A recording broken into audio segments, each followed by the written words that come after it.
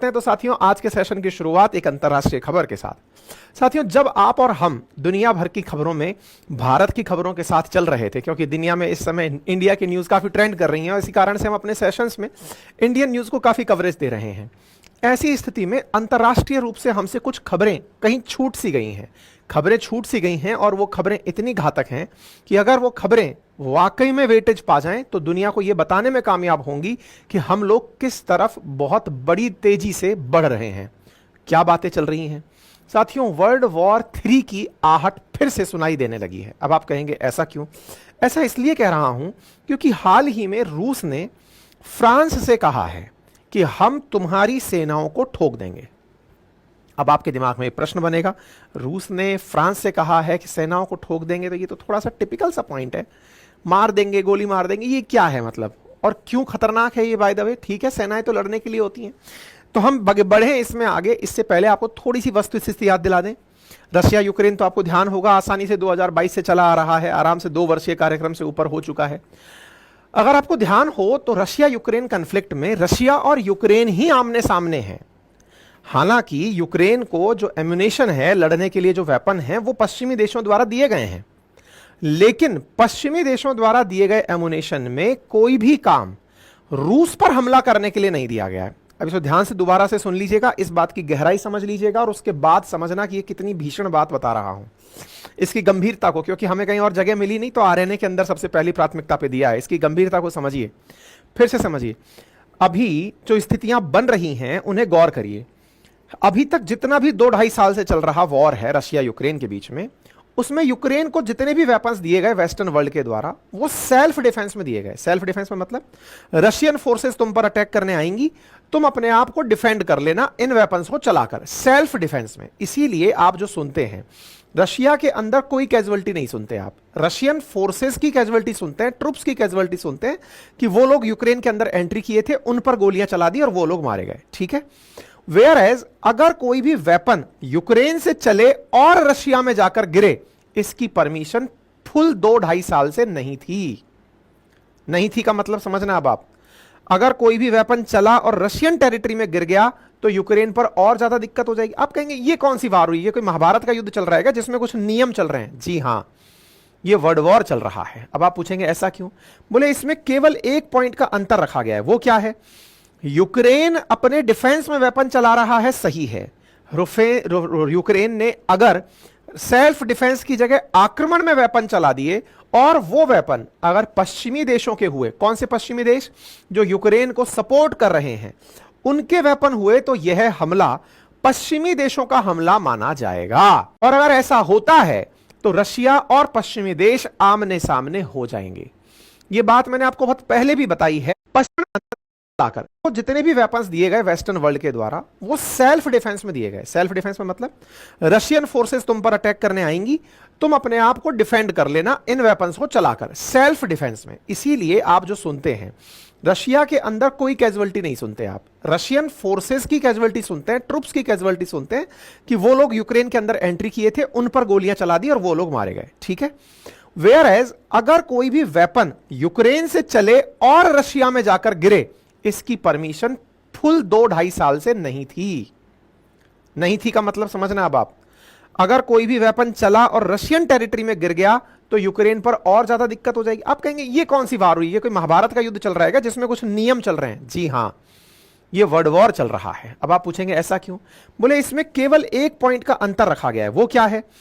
Ukraine अपने defence में weapon चला रहा है, सही है। यूक्रेन ने अगर सेल्फ डिफेंस की जगह आक्रमण में वेपन चला दिए और वो वेपन अगर पश्चिमी देशों के हुए, कौन से पश्चिमी देश? जो यूक्रेन को सपोर्ट कर रहे हैं, उनके वेपन हुए, तो यह हमला पश्चिमी देशों का हमला माना जाएगा। और अगर ऐसा होता है तो रशिया और पश्चिमी देश आमने सामने हो जाएंगे।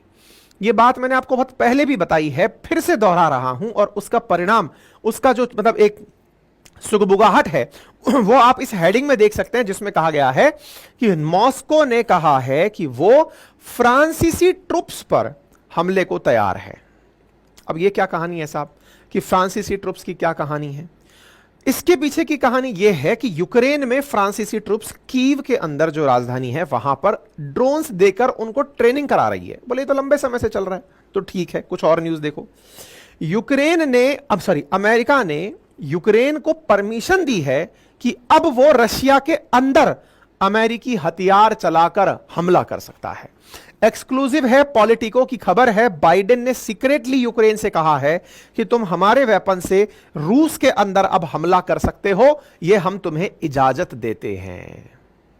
इसी वजह से हेडलाइन बन रही है वर्ल्ड वॉर 3। इसको लाइट में मत लेना भाई।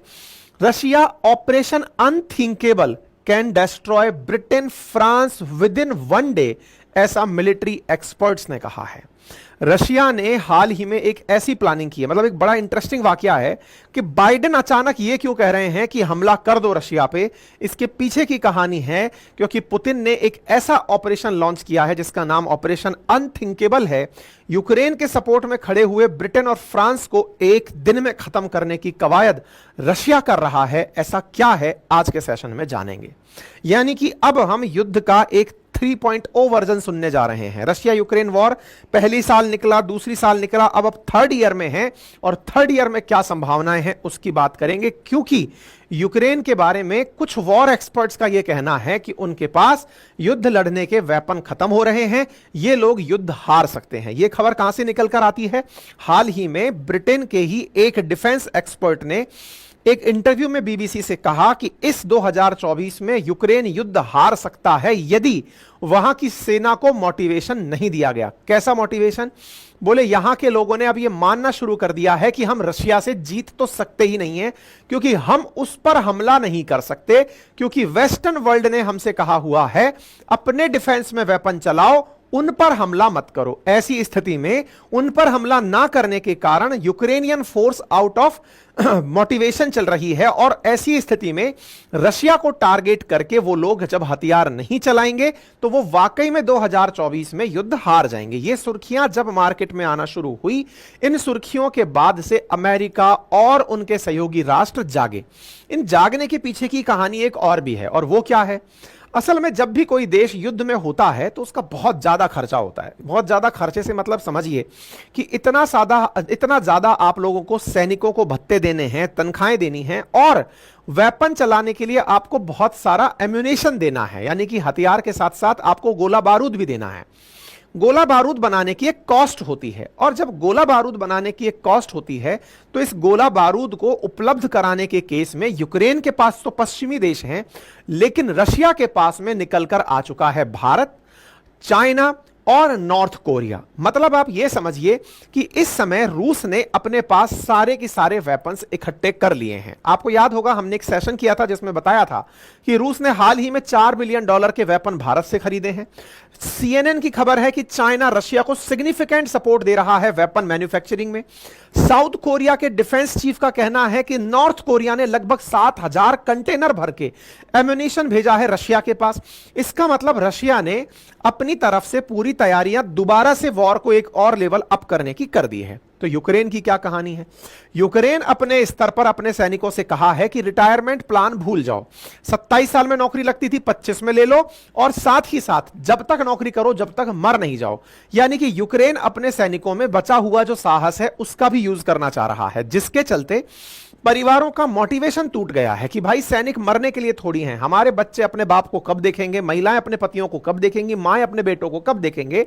ये यूक्रेन की गलियों में चलने वाली कॉमन चर्चा है कि सैनिक क्या पूरे टाइम बॉर्डर पर खड़ा रहेगा क्या? वहीं दूसरी तरफ G7 कंट्रीज जो खड़ी हुई थी मेजरली, मतलब वो सारे कंट्रीज जो कि यूक्रेन के साथ निकलकर आए थे, उनमें से फ्रांस और यूक्रेन आपस में बात करके ये नतीजे पर पहुंचे कि फ्रांस यूक्रेन के पास अपने इंस्ट्रक्टर्स भेजेगा जिनके माध्यम से यूक्रेन को ट्रेनिंग दी जाएगी। और बाइडेन ने कहा कि आप हमारे हथियारों से अब रशिया पर आक्रमण कर सकते हो, यह हमारी आपको परमिशन है। लेकिन क्या यह परमिशन अमेरिका को यूक्रेन की बलि चढ़ाने में तो काम आ जाएगी? थी, और चूंकि अमेरिका बहुत दूर बैठा हुआ है इसलिए उसे कोई चिंता भी नहीं है।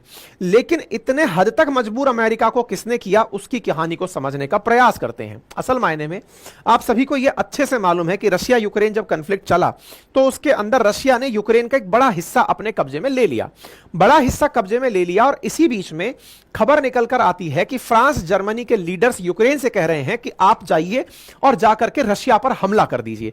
रशिया पर हमला करने की परमिशन फर्स्ट टाइम मिल रही है। रशिया पर अगर हमला करने की परमिशन यूक्रेन और जर्मनी और फ्रांस के द्वारा या सहयोगी राष्ट्रों के द्वारा अगर पहली बार मिल रही है तो इसके पीछे कोई बहुत बड़ा ऐसा कारक होगा जिसमें यह देखा जा रहा है कि दांव पहले कौन चल दे।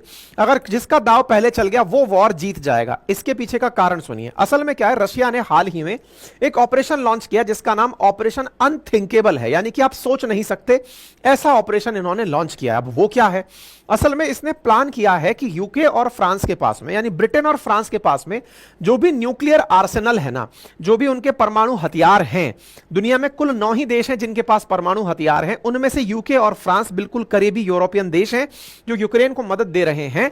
इनके न्यूक्लियर वेपन को इन्हीं के देश में जाकर एक दिन में डिस्ट्रॉय करने की प्लानिंग रशिया कर रहा है। अर्थात आप सोचकर देखिए, रशिया प्लान कर रहा है कि इनके न्यूक्लियर डिटरेंस को, जो कि ब्रिटेन और फ्रांस के हैं, उसे वो एक ही दिन में खत्म कर दे, डिसेबल कर दे। मतलब ब्लास्ट नहीं करेगा, कुछ ऐसा उनके अंदर सॉफ्टवेयर वॉर करेगा या पता नहीं क्या करेगा, ये तो किसी को पता ही नहीं है। एक दिन के अंदर इनके जितने भी सबमरीन्स चलने वाले हैं, इनके जहां जहां पर न्यूक्लियर वेपन रखे हैं, उन सबको एक दिन में न्यूट्रलाइज कर देगा। और खुद अपने स्तर पर रशिया अब तैयारी करने में जुट गया है। अगर न्यूक्लियर वॉर होता है तो अपने सैनिकों को किस जगह ले जाकर रखा जाएगा, उस तरह की तैयारियां रशिया करना शुरू कर दिया है। इसका मतलब यह समझना शुरू करिए कि रूस न्यूक्लियर वॉर की तैयारी में है। और ऐसी स्थिति में न्यूक्लियर वॉर संपन्न जो 9 देश हैं, जिनमें भारत भी एक देश है, उन 9 देशों में से फ्रांस और यूके, ये 2 बड़े वो देश हैं जो कि इस समय पर साथ खड़े हैं यूक्रेन के। इसके अलावा केवल यूनाइटेड स्टेट्स बचता है जो कि यूक्रेन के साथ न्यूक्लियर कैपेबल होगा। अदरवाइज इन 2 देशों को अगर काउंटर कर दिया जाए तो चाइना तो वैसे ही रशिया के साथ है, बचा रह जाएगा यूनाइटेड स्टेट्स। और जब 2 देश युद्ध करने की स्थिति में नहीं होंगे तो अमेरिका वैसे ही किनारे हो जाएगा। यह अमेरिका के खिलाफ इनकी तैयारी है। अब आप पूछेंगे कि सर इन्हें कहां पता है कि कहां कहां रखे हुए हैं, किसके वेपन कहां रखे हैं। देखिए बात ऐसी है कि दुनिया का हर देश दूसरे देश को बता के चलता है कि हमारे न्यूक्लियर वेपन कहां रखे हैं। हमें भी पता है कि पाकिस्तान के वेपन कहां रखे हैं, पाकिस्तान वालों को भी इंडिया के वेपन पता है, और दुनिया को सबको पता है क्योंकि international atomic energy association IAEA जो है एजेंसी जो है, वो ये तय करती है कि दुनिया के देश एक दूसरे को बता के चलें। पता चले कि बाद में किसी ने वहां बम बरसा दिया और आप कह रहे हैं कि किसी और देश ने बरसाया, आप पहले ही बता रहे हो कि यहां न्यूक्लियर वेपन रखा है, यहां गोली मत चलाना।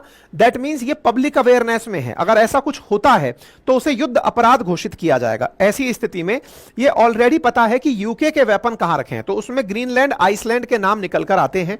साथ ही साथ में स्कॉटलैंड का नाम निकलकर आता है जहां यूके ने अपने वेपन रखे हुए हैं। ऐसे ही यूनाइटेड स्टेट्स के वेपन भी पता है, यूके के वेपन पता है, फ्रांस के पता है, रशिया के पता है, सबने अपने अपने वेपन्स बता रखे हैं। प्लानिंग है रशिया की इन जगहों पर जाकर पता नहीं क्या करेगा। इसी को उसने ऑपरेशन अनथिंकेबल नाम दिया है कि वो इन्हें जाकर न्यूट्रलाइज कर देगा। न्यूट्रलाइज करने की जो खबर है, इससे पश्चिमी देश घबरा गए हैं कि अगर हमारा डिटरेंस ही खत्म कर दिया, यानी हमको वापस काउंटर करने का इंप्रेशन ही खत्म कर दिया, तो ऐसी स्थिति में कहीं यह ना हो कि हम युद्ध के लिए तैयार ना हो और उससे पहले ही रशिया हम सब पर चढ़ाई कर दे। इसी डर के चलते इन देशों ने अपनी तरफ से यूक्रेन को परमिशन दे दी है कि अब आप यूक्रेन की तरफ से निकल करके रशिया पर हमला कर सकते हैं। इसी के चलते ड्रोन्स की ट्रेनिंग देने के लिए फ्रांसीसी फोर्सेस यूक्रेन की तरफ निकली हैं। वहीं रशिया ने साफ कहा है फ्रांस को कि अब अगर आपके सैनिकों पर हमारी तरफ से गोली चल जाए तो फिर कुछ कहिएगा मत, अब हम फ्रांसीसियों को टारगेट करेंगे। यह बात रशिया के द्वारा बोल दी गई है फ्रांस को। तो यानी स्थितियां यूक्रेन रशिया की तरफ फिर से दुनिया का ध्यान खींच रही हैं, जहां एक और इजराइल और गाजा से ध्यान दुनिया का हटना थोड़ा थोड़ा शुरू हुआ है। जब से इनके बीच में आपसी सहमति की गुंजाइश बनना तय हुई है, रशिया यूक्रेन फिर से जिंदा हो गया है। देखना होगा कि अगर ऐसी स्थितियां बनती हैं तो पुतिन की उस धमकी का क्या होगा जिसमें उन्होंने साफ कहा है कि अगर आप लोगों ने ऐसा कुछ भी किया तो मैं लॉन्ग रेंज मिसाइल्स उन सभी देशों को दे दूंगा जो देश आपसे दुश्मनी रखते हैं। वो देश अपने अपने ठिकानों से आपको टारगेट बनाएंगे, फिर मत कहिएगा कि आपने पहले कहा नहीं था। बड़ा ही इंटरेस्टिंग वाकया हो रहा है, दुनिया के अंदर युद्ध लगातार बढ़ रहे हैं, खत्म होने का नाम नहीं ले रहे हैं। बाकी आप इस विषय पर क्या सोचते हैं, अपनी राय कमेंट बॉक्स में जरूर बताएं।